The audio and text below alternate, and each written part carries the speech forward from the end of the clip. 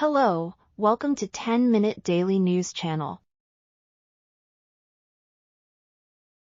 Thank you for watching us. Please don't forget to like and subscribe.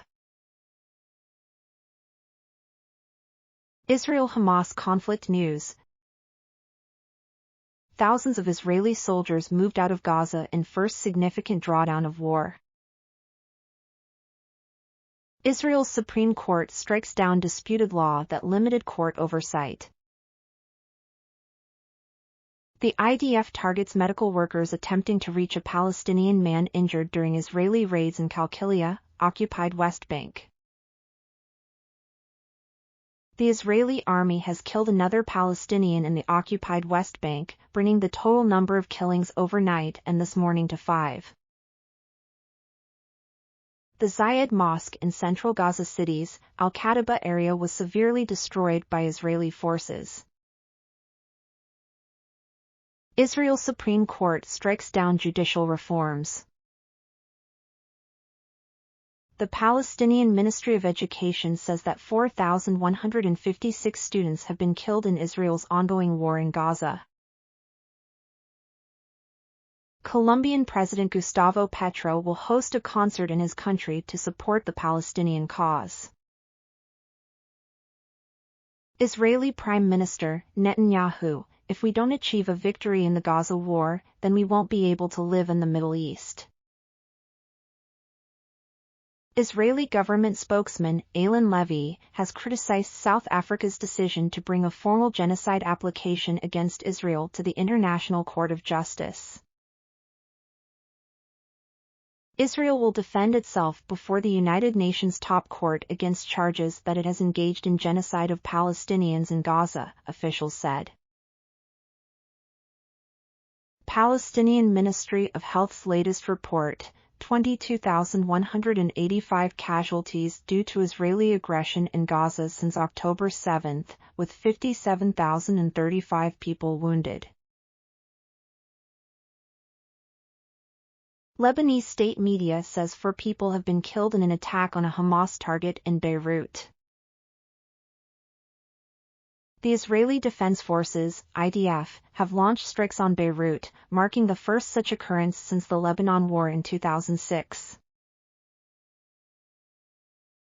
Senior Hamas official Osama Hamdan was killed in the explosion in Beirut.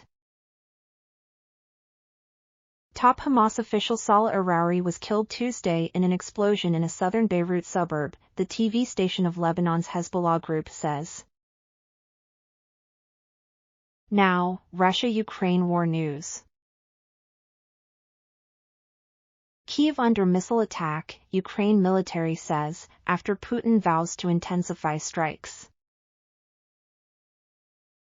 Russian drones hit sites linked to Ukrainian nationalists. 16 Tu-95 MiG Russian strategic bombers are airborne, heading towards Ukraine for likely large-scale attack. President Volodymyr Zelensky vowed to wreak wrath against Russian forces in 2024, hours before Ukraine saw attacks on the first day of the year. Russia launches a record 90 drones over Ukraine during the early hours of 2024. Volodymyr Zelensky is exasperated by the wobbles of some of his allies as well as the detachment among some of his compatriots.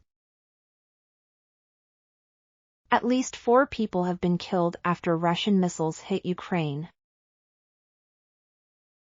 Russian hypersonic missiles strike 2 major cities, killing 4 and injuring 100.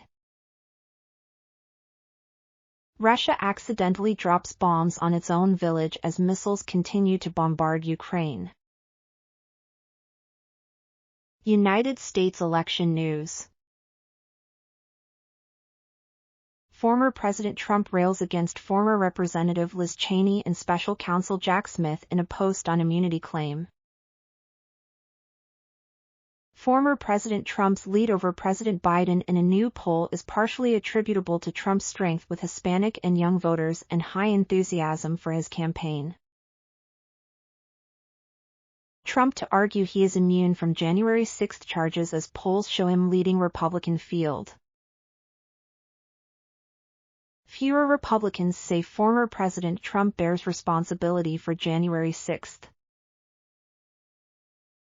One-third of Americans say President Biden's election was illegitimate.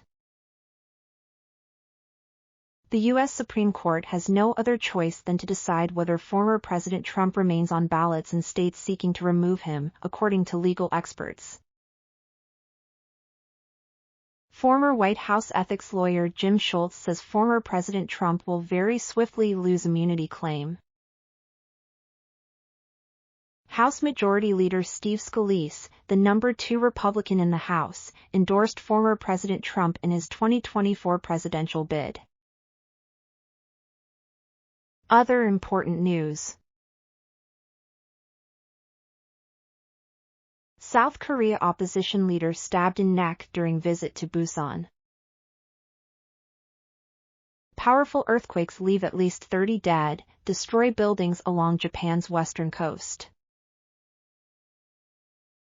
Tsunami warnings have now been downgraded to advisories as footage of damaged or destroyed communities begins to emerge from Japan.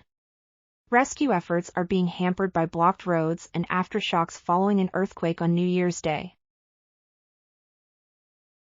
Taiwan's relations with China must be decided by the will of the people and peace must be based on dignity, President Tsai Ing-wen said after China's leader, Xi Jinping, said reunification with the island is inevitable.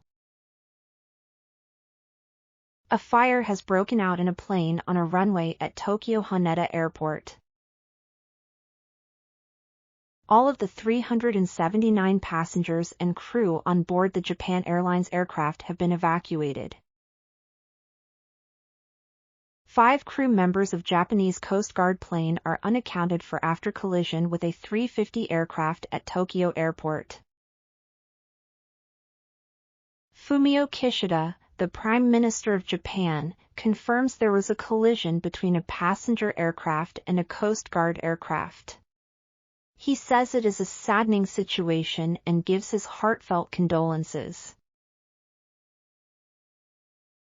Supporters of Felix Tshisekedi are celebrating his landslide re-election as president of DR Congo, yet opposition parties called the vote a farce and are demanding a rerun. Turkey arrests 33 people suspected of spying for Israel's intelligence agency, Mossad. President Joe Biden is facing increasing pressure to attack Houthi targets in Yemen as the Iranian-backed terrorist army continues to threaten commercial shipping interests in the Red Sea, according to a report. Venezuela's President Maduro, BRICS is the future of humanity and the decision to reject Argentina's membership is foolishness. Venezuela will join BRICS Plus as a permanent member at the next summit. Thank you for watching 10-Minute Daily News Channel. Please don't forget to like and subscribe.